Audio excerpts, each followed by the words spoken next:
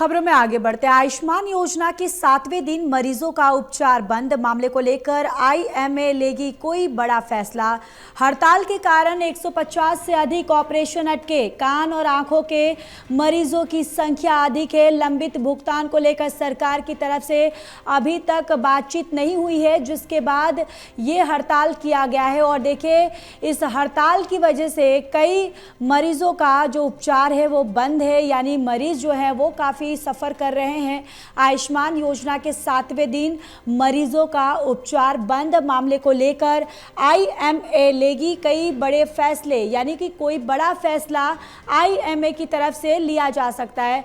हड़ताल के कारण 150 से अधिक ऑपरेशन अटके हुए हैं और सबसे ज़्यादा जो मरीजों की संख्या है, कान और आंखों की जो मरीज हैं वो सबसे ज़्यादा अधिक हैं। और देखिए, लंबित भुगतान को लेकर दरअसल सरकार की तरफ से अभी तक कोई बातचीत नहीं हुई है, जिसके बाद ये हड़ताल की जा रही है और मरीज जो है वो काफ़ी परेशानियों का सामना कर रहे हैं। और चलिए रुक कर लेते हैं, एसोसिएट एडिटर देवेंद्र कथुरिया हमारे साथ बने हुए हैं। देवेंद्र, देखिए, आयुष्मान योजना के 7वें दिन मरीजों का उपचार बंद है। क्या है ये पूरा मामला, विस्तार से बताइए।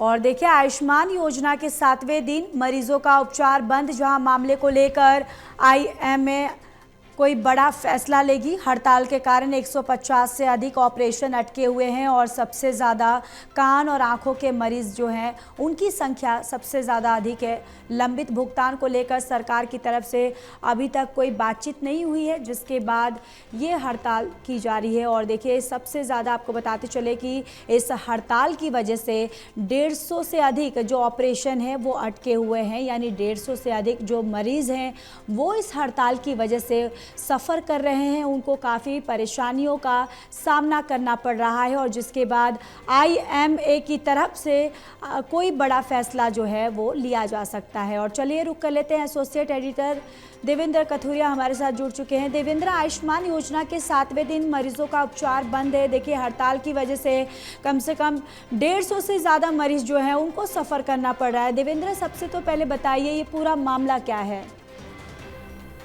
देखिए, हरियाणा में करीब 600 निजी अस्पताल हैं जो प्रधानमंत्री की आयुष्मान योजना के तहत गरीब लोगों को अच्छे अस्पतालों में अच्छा इलाज करते हैं। उसका पैसा जो भुगतान सरकार करती है।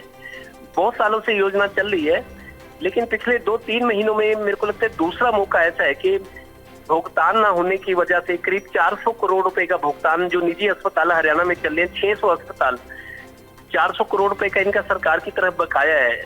चुकाना सरकार को होता है पैसा। तो 2 महीने पहले भी इन्होंने काम इस तरह इलाज रोकने की थोड़ी सी चेतावनी दी थी, लेकिन तब इनको मना लिया गया था, ठोस आश्वासन दिया गया था, लेकिन भुगतान अभी तक नहीं हुआ। करीब 400 करोड़ रुपया इन अस्पताल संचालकों का कहना है कि हमारे भी खर्चे होते हैं, सैलरीज देनी होती है स्टाफ को, बिजली के लाखों के बिल आते हैं, इक्विपमेंट्स है, मेंटेनेंस है, गाड़ियां चलती है, बहुत सारी खर्चे होते हैं। हर किसी का अपना बजट होता है, तो इनको भुगतान नहीं किया गया आश्वासन के बावजूद। अब इन्होंने आज 7वां दिन है, सरकार को चेतावनी देके इलाज बंद कर दिया था।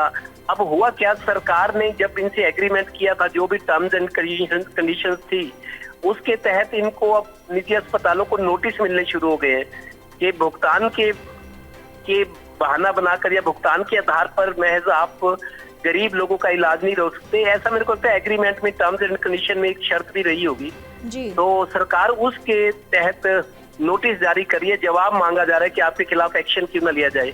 इसके जवाब में आज आईएमए हरियाणा की ऑनलाइन मीटिंग हो रही है राज्य स्तरीय, तो उसमें कुछ और बड़ा फैसला लिया जा सकता है, जो जिस तरह के संकेत है। अगर सरकार सख्ती करिए तो आईएमए के लोग भी आज मीटिंग करेंगे, ऑनलाइन मीटिंग होगी, उसमें कोई फैसला लिया जा सकता है। सरकार के आगे झुकेंगे या कोई बात बनेगी या मीटिंग में सरकार से बातचीत का कोई जी समाधान या कोई रास्ता या कोई कदम उठाया जाए, तो सारी चीजें वो आज मीटिंग के बाद पता लगेगा। लिहाजा सरकार और अस्पताल संचालक आमने सामने हैं। बिल्कुल, लेकिन देखिए देवेंद्र, अभी तक सरकार के साथ बातचीत जो है वो लंबित है, बातचीत हुई नहीं है, कोई फैसला अभी निकलकर सामने नहीं आया है। लेकिन इस हड़ताल की वजह से कम 150 मरीज जो है वो काफ़ी सफ़र कर रहे हैं, क्योंकि सबसे ज़्यादा बताया जा रहा है कि मरीजों की संख्या जो है वो आँख और कान वाले जो मरीज़ हैं जिनके ऑपरेशन होने वाले हैं, वो कम से कम 150 से ज़्यादा मरीजों के ऑपरेशन लटके हुए हैं इस हड़ताल की वजह से। देखिए, बिल्कुल ठीक बात है। हालांकि इमरजेंसी आईएमए ने जब ये इलाज बंद किया था 7 दिन पहले, ये फैसला जरूर हुआ था कि जो इमरजेंसी केसेज हैं, जो गंभीर बीमारियों से जूझ रहे हैं, उन पर ये हड़ताल लागू नहीं होगी, ये बात फैसला हुआ था।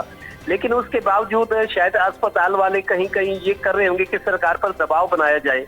जो गंभीर बीमारी वाले लोग हैं, जिनको फौरी इलाज चाहिए, उनका इलाज नहीं हो रहा, वो बेचारे घर लौट रहे हैं। गरीब ना होते तो पैसे देकर इलाज करवा लेते, लेकिन वो सरकारी योजना के तहत ये सुविधा का लाभ लेना चाहते हैं। तो सारे ऐसे लोग नहीं हैं कि जो पैसे दे सके। हो सकता है कुछ लोग ऐसे भी हो जो अपने जेब से पैसा लेके इलाज कंटिन्यू करा रहे हो कि सरकार की योजना, इनका विवाद चलता रहेगा। लेकिन कुछ ऐसे भी हैं जो गरीब लोग, जो अस्पताल का भारी भरकम टेस्ट करवाने पड़ते हैं, दवाइयां, महंगी दवाइयां होती हैं, आना जाना पड़ता है। कई गरीब मरीज तो ऐसे होते हैं जिनके पास शायद आने जाने के खर्चा भी ना हो। तो उस वजह से सरकार थोड़ी सख्ती करिए। लेकिन आईएमए वाले भी अब अड़ गए हैं और आज ये कह रहे हैं कि कोई बड़ा फैसला भी ले सकते हैं कि जब तक भुगतान नहीं होता एक पैसे का, हम इलाज शुरू नहीं करेंगे। इसकी जिम्मेदार सरकार है। तो एक दूसरे पर टालने की कोशिश हो सकती है। लिहाजा जो गंभीर बीमारी से जूझ रहे हैं, जिनका इलाज चल रहा है, अगर उनको फौरी इलाज या दवाई नहीं मिलेगी, उनकी जान को खतरा, उससे ऐसे केसेस भी हैं। जी बिल्कुल, और ये बातचीत पे नजरें हम सभी की बनी रहेगी और आप भी अपडेट लेते रहिएगा। आगे आपसे भी पूरी जानकारी लेते रहेंगे। फिलहाल के लिए देवेंद्र, तमाम जानकारी के लिए धन्यवाद। यहाँ